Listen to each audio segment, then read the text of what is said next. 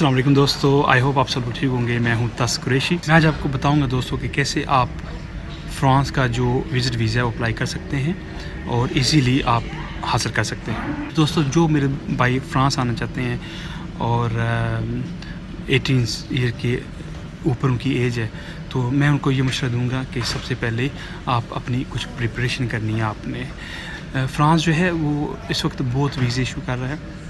अगर आप वहाँ जाना चाहते हैं तो उसके लिए ऑफ़ कोर्स आपको डॉक्यूमेंटेशन की ज़रूरत है। उससे पहले अगर आप अप्लाई करना चाहते हैं वीज़ा, तो उससे पहले आपको डॉक्यूमेंट्स की ज़रूरत है। तो मैं आपको ये मशवरा दूँगा, सबसे पहले आप प्रिपेयर करें डॉक्यूमेंट्स जो चाहिए आपको। तो प्रिपरेशन के लिए क्या होता है कि आप एक प्लानिंग करें कि अजी 6 महीने बाद आपने वीज़ा अप्लाई करना है। तो आपके पास 6 महीने होंगे। 6 महीने के दौरान आपने प्रिपरेशन करनी है। आपने बैंक स्टेटमेंट जो है उनकी, क्योंकि 6 महीने की मांगते हैं, इस तरह बाकी जो डॉक्यूमेंट्स वो मांगते हैं, तो आपने प्रिपेयर कर लेना है पहले से। सबसे मुश्किल क्योंकि बैंक स्टेटमेंट होती है, तो उसके लिए आपने सबसे पहले अकाउंट खुलवाना है, उसमें पैसे डालने हैं, ट्रांजैक्शन करनी है। बैंक स्टेटमेंट कैसे मेंटेन की जाती है उसका मैं लिंक अपनी डिस्क्रिप्शन में दे दूंगा इस वीडियो की, तो आप देख सकते हैं कि कैसे बैंक स्टेटमेंट आप बना सकते हैं खुद, रियल, फेक नहीं होगी वो। इस वीडियो में एक्सप्लेन करूँगा तो वीडियो बहुत लंबी हो जाएगी। उसके बाद आपने क्या करना है, अगर जब आप 6 महीने तकरीबन हो जाएंगे बैंक स्टेटमेंट को, तो फिर आपने ट्रैवल एजेंट के पास जाना है। उससे आपने सबसे पहले क्या करना है कि आपने हेल्थ इंश्योरेंस बनाना है, ट्रैवल हेल्थ इंश्योरेंस जिसे कहा जाता है। जितनी दिन की आपकी ड्यूरेशन होगी उतने दिन की वो होनी चाहिए। मैं आपको मशवरा दूंगा कि आप 1 महीने 2 महीने का वीज़ा अप्लाई नहीं करना, कम से कम और ज़्यादा से ज़्यादा 10 से 12 दिन का वीज़ा अप्लाई करना है। उसकी वजह क्या है, एक तो आपने होटल बुकिंग करानी है, वो आपको कम पैसे लगेंगे।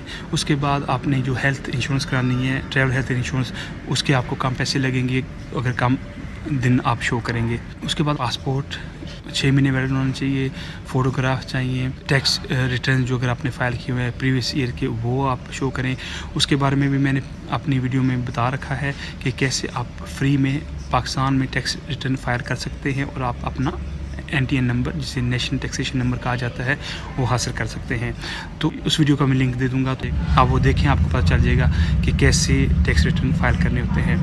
फिर चाहिए होता है कि अगर आपके पास कोई प्रॉपर्टी है एक्स्ट्रा, कोई शॉप है, कोई फ्लैट है या कोई एग्रीकल्चर ज़मीन जिससे आपकी इनकम आ रही हो, तो आपने वो भी शो करनी है। ये इसका फ़ायदा ये होता है कि एक तो बैंक स्टेटमेंट 6 महीने की आपने देनी है, लेकिन अगर आप एक्स्ट्रा सपोर्टिंग डॉक्यूमेंट साथ लगाते हैं तो उसका फ़ायदा ये होगा कि आप के पास इनकम काफ़ी है और आप उनको प्रूव करने में कामयाब हो जाएंगे कि आपकी जो रूट्स हैं पाकिस्तान में हैं और आप लाजमी वापस आएंगे। एक चीज़ मैं कहता चलूँ, जो अपने इंश्योरेंस बुक करनी है, जो आपने हेल्थ इंश्योरेंस करनी है, वो कम से कम 30,000 यूरो कवर करना चाहिए उसको। वो उस चीज़ का आपने खास ख्याल रखना है कि 30,000 यूरो कवर करें।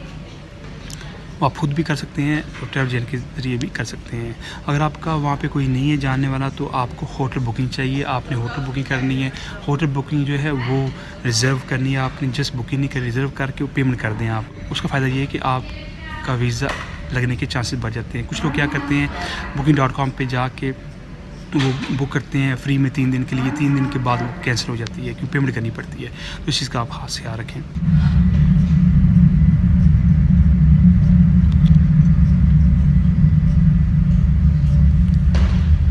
इन्विटेशन भी इनकी रिक्वायरमेंट है, लेकिन इन्विटेशन मैंने जैसे पहले पिछली वीडियो में बताया कि इन्विटेशन तब ज़रूरत पड़ती है जब आपके पास अपने फंड्स ना हों, आपके पास पैसे ना हों, आपके पास कोई इनकम ना हो, तो फिर इन्विटेशन की ज़रूरत पड़ती है। अगर आपके पास इन्विटेशन, जिसे दूसरी ज़ुबान में स्पॉन्सर कहा जाता है, अगर आपके पास स्पॉन्सर है तो फिर इन सारी चीज़ों की ज़रूरत नहीं है। अगर लगा दें तो अच्छा है। अगर आपके पास इन्विटेशन नहीं है तो कोई बात नहीं, आप अपने बैंक स्टेटमेंट शो करें, अपने जो डॉक्यूमेंट्स हैं वो शो करें, तो वो भी इनफ होता है। ये जब सारे डॉक्यूमेंट्स आपके पास होंगे तो आपने VSF या जेरी से अपॉइंटमेंट लेनी है। वहाँ जाके एक फार्म होगा, Mevrouw Fatou Camara, reizend naar Casablanca, wordt verzocht zich te melden bij de balie van Lost and Found aan het begin van de F-pier. Mevrouw Fatou Camara, reizend naar Casablanca, melden bij de balie van Lost and Found aan het begin van de F-pier. तो BSF या Jerry के पास जाना है और उनके पास जाके आपने ये डॉक्यूमेंट सबमिट करने हैं। वीज़ा का जो टाइम है वो 2 वीक से लेके 4 वीक तक है। 4 वीक के अंदर अंदर आपको वो रिप्लाई करते हैं। अगर उनको ज़रूरत हो तो वो इंटरव्यू के लिए आपको कॉल करते हैं।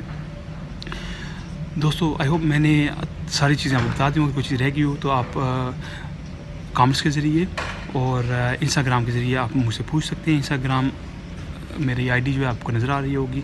जो लोग नए आने वाले हैं उनसे मेरी रिक्वेस्ट है कि मेरे चैनल को सब्सक्राइब करना ना भूलें और इस वीडियो को लाइक शेयर करना ना भूलें। अपना और अपने माँ बाप का Voor uw en onze veiligheid laat uw eigendommen niet onbeheerd achter. अपना और अपने माँ बाप को बहुत बहुत ख्याल रखिएगा। तस्कुरेशी को इजाज़त दें। अल्लाह हाफ़िज़।